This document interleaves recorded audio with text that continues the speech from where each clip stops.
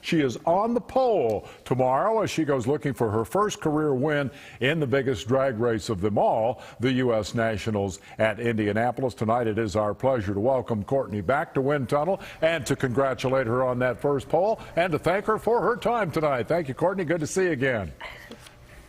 Yeah, thank you so much. Thanks for having me on. So you've been up there for the big go a couple of times in the alcohol car. How's the stress level going into your first U.S. Nationals in the nitro car? Are the butterflies any bigger? Are they nitro powered, or is this just another race after you've experienced it a time or two? It's definitely, there's a lot more pressure. Being that it is the funny car ranks, there's all that added pressure. It's the big go. It's the biggest race of the season. I have some big shoes to fill. My dad's done great here, and my sister Ashley won Indy back-to-back. So, our Traxxas car's been running good, so we're going to do the best we can. We're actually #1 right now, so we'll see if we can hold it. Ashley, this is Bob Varsho. Courtney, I want to ask you about Ashley a little bit later, but presumably you get good weather tomorrow. What you've done thus far in qualifying, as Dave mentioned, locks you into the championship countdown to 1, and that would be a big deal for any rookie, but you are a force, and you may have different expectations. This may just be the start. You may want that championship as much as the Rookie of the Year honors. How do you look at your rookie season? What are your expectations? Honestly, my rookie season's been going way better than I expected, my dad told me coming into it, this is going to be a learning season. Every time I run down the track, it's just going to be, learning something new and getting a feel of the race car. But, man, we've been to 3 final rounds. I've got, the first win under my belt at Seattle, and just got my first #1 qualifier here at Indy with a career best of a 4:04, and I set the track speed record at 317 miles per hour. So it's definitely been going beyond my expectations. I'm so excited, and now that we're clinched into the countdown to the championship, why not go after it? Take us back to Seattle and the win roughly a month ago. You said that it came as a bit of a surprise, that you didn't necessarily have a lot of expectations. But on that day, having gone through qualifying, knowing what you knew about the track and about the competition, what was your confidence level like going into eliminations? It was tough. We were #14 qualifier. We were struggling just to make the field.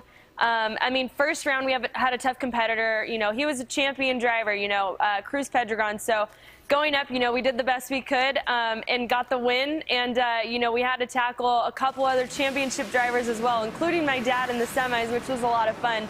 I had lane choice over him. I obviously took the better lane. And we had a straight shot all the way down to the other end and got that win light. So I was definitely pumped. And then in the final round, I had a race defending champ Matt Hagan. So, we really had our hands full. It was a great day for our Traxxas Ford Mustang team. I honestly couldn't have been happier. Obviously, didn't expect to get my first win. But Seattle seems to be a lucky track for me. So, we'll take it any way we can get it. But, really didn't expect it going in on the #14 spot. Now let me take you back to your big sister, Ashley, who preceded you as a back-to-back winner of the U.S. Nationals. She went up through the sportsman ranks to the big fuel funny car, as did you, but she did it as the first young Force, bathed in that harsh spotlight that comes with being John Force's daughter. Did you learn anything from watching Ashley's experience that made that career path easier for you? Yeah, I've tried to learn a lot from Ashley. I actually was giving her a hard time because she goes out, she wins Indy back-to-back, and I'm sitting back thinking, funny car was always my dream. That's what I wanted to do when I grew up, and she started taking all these records away from me, and I was so bummed out. So now I'm just trying to tackle after, any other record I can get my hands on. But, Ashley's done so well. She's taught me a lot. And she pretty much translates a lot of the things my dad tries to tell me into simpler words. He's a lot to handle every once in a while. So it's great to have Ashley around. She's been an amazing mentor to me. So it's been a couple of years since she stopped to start raising the family we saw there. Do you think we'll see her back in a funny car? Will we see the Force sisters battling each other at some point in the future? I definitely think so.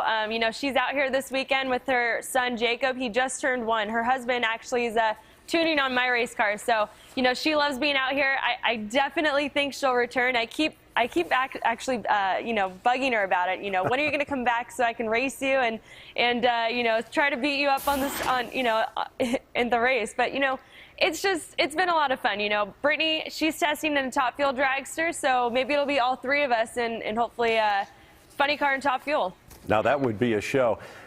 Courtney, on tonight's show, we're talking about tough guys, and your dad and what he went through at that horrible crash in Dallas back in 2007 got him a lot of nominations.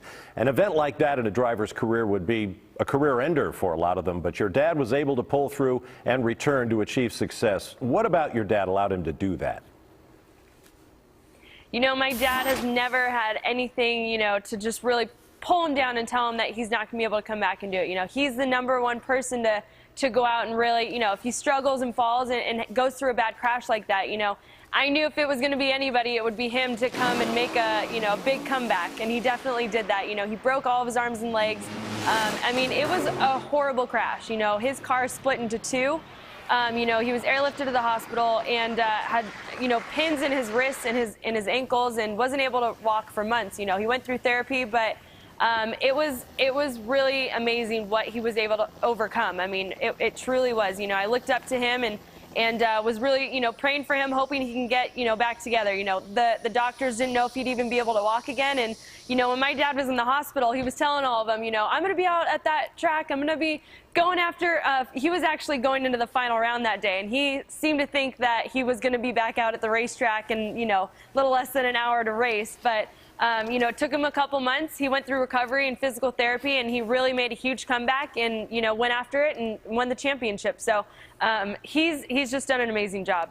He's inspired a lot of people in the drag racing world, including you. Great job thus far this weekend. Keep up the good work. Good luck tomorrow in the elimination rounds. And thanks for your time tonight, Courtney Force. We appreciate it. Thank you. Thank you for having me on.